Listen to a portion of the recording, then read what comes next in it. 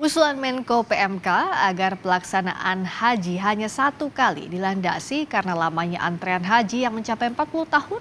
Usulan ini akan dipertimbangkan dan dibahas dalam revisi Undang-Undang Penyelenggaraan Haji dan Umroh. Bagaimana mekanisme pelaksanaan haji nantinya? Kita berbincang langsung dengan Menko PMK Muhadjir Effendi. Pak Menko, selamat malam. Assalamualaikum warahmatullahi wabarakatuh. Waalaikumsalam, Rizka. Pak Menko, jadi kalau usulan haji hanya sekali, ini teknisnya seperti apa? Melangkah lebih depannya, apa yang sudah disiapkan sekarang? Apakah tadi di Prolegnas akan segera dibahas atau bisa aturan turunan saja? Sebetulnya Kementerian Agama itu sudah menerbitkan peraturan ya, kalau nggak salah tahun 2015 nomor 29 itu membatasi maksimum 10 tahun baru boleh berangkat haji. Tetapi itu kelihatannya tidak akan menyelesaikan masalah dilihat dari begitu besarnya peminat mereka yang akan menunaikan haji. Tadi sudah di TV tadi sudah ditampilkan misalnya Banten itu 48 tahun baru bisa berangkat. Itu kalau dia dasarnya umur 40 tahun berarti kan 88 tahun baru berangkat. Itu kan kecil kemungkinan bisa berangkat ya. Jadi masalah antrian itu saya kira perlu betul-betul dipertimbangkan. Kemudian yang kedua, jumhur ulama atau mayoritas ulama itu sepakat bahwa haji itu hanya wajib hanya sekali. Bahkan Nabi Muhammad juga hajinya juga sekali saja gitu. Ya. Karena itu kalau ada yang 2 kali dan kemudian itu merampas haknya orang lain yang sebetulnya yang harus wajib haji, itu menurut saya bukan sunnah statusnya kalau haji yang keduanya gitu. Ya, karena itu harus hati-hati di dalam melaksanakan ibadah termasuk haji ini.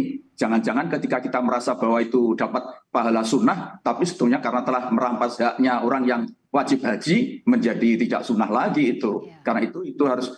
Tapi saya kira Majelis Ulama PMUI harus juga membahas untuk menetapkan fatwa dari usulan saya untuk dijadikan supaya naik haji itu sekali saja dalam seumur hidup.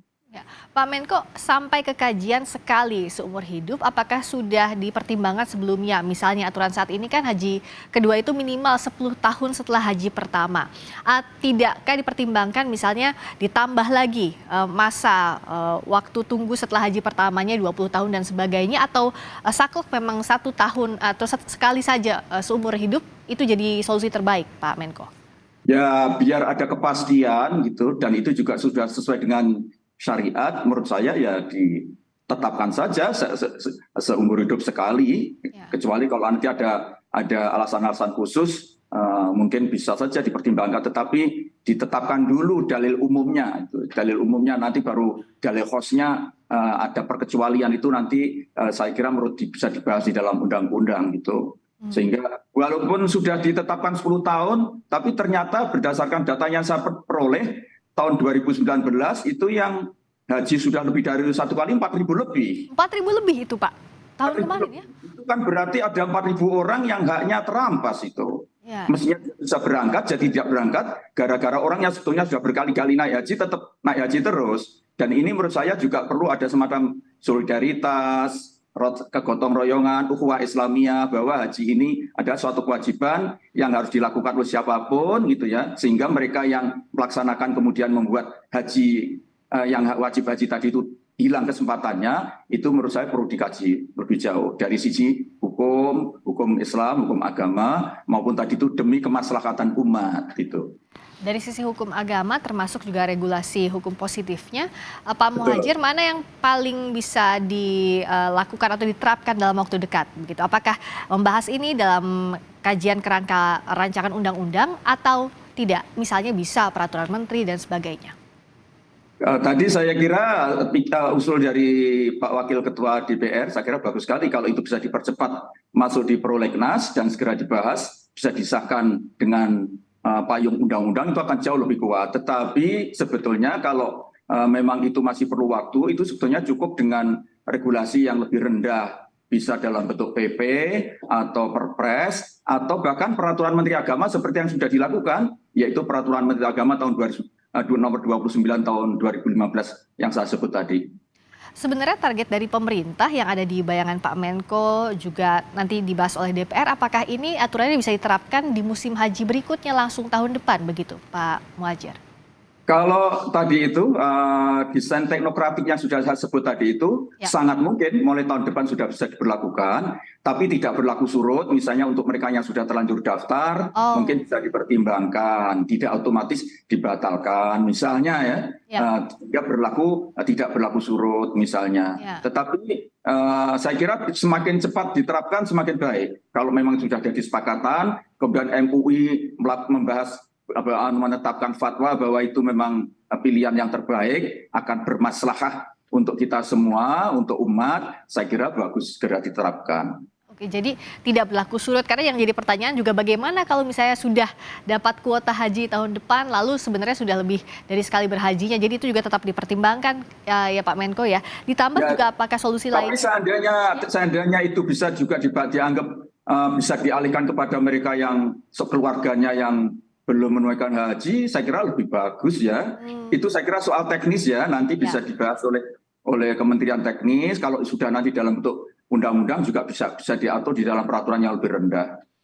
Kalau dari pemerintah sendiri menyambut musim haji berikutnya, tentu persiapannya kan akan sangat singkat ya Pak Muhadjir. Dari tahun ini, dari sekarang sudah harus dipersiapkan soal antrean haji ini. Apa yang ada di bayangan pemerintah dengan diberlakukannya aturan ini memperbaiki antrean haji mulai musim haji depan dan juga ke belakang ke depannya nanti agar memang kuota ini bisa dipakai kepada orang yang betul-betul berhak, Pak Menko.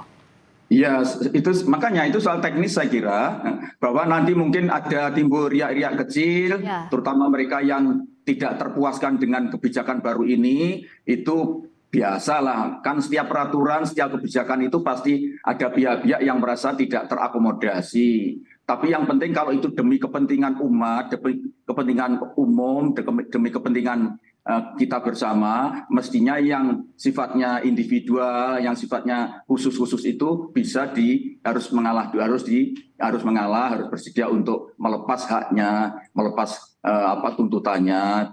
Demi ini semua demi kebaikan kita bersama. Kalaupun rindu baitullah yang disampaikan Pak Menko bisa diganti dengan umroh misalnya begitu yang sudah pernah berhaji sebelumnya. Betul. Bisa misalnya yang sudah haji sebelumnya dikonversi menjadi untuk umroh. Dan umroh itu kan bisa setiap saat, dan bahkan umroh Nabi juga 3 kali melaksanakan umroh. Jadi kalau melaksanakan haji umroh 3 kali berarti juga mengikuti Nabi kan gitu, dan dilakukan bisa setiap saat, bisa mengambil momentum yang sangat istimewa misalnya bulan Ramadan ya. Kan itu bagus sekali ya untuk umroh. Jadi kalau hanya rindu dengan Masjidil Haram, itu pilihlah dengan umroh atau haji kecil itu. Makanya umroh itu disebut haji kecil, sebetulnya juga sudah haji. Bagaimanapun kecilnya ya tetap haji gitu kan. Kalau yang haji pada Idul Hijjah itu haji besar kan gitu. Kalau nggak bisa haji besar ya haji kecil lah gitu. Ya. Semoga hak setiap muslim untuk pergi ke tanah suci naik haji minimal sekali seumur hidup ini bisa diakomodasi dengan aturan yang sedang digodok oleh pemerintah nanti bersama juga dengan DPR dan para pihak terkait termasuk juga sosialisasinya berjalan dengan baik. Terima kasih atas waktunya Menko Pembangunan Manusia dan Kebudayaan Bapak Muhadjir Effendi telah bergabung di Sapa Indonesia Malam. Wassalamualaikum warahmatullahi wabarakatuh. Waalaikumsalam warahmatullahi wabarakatuh.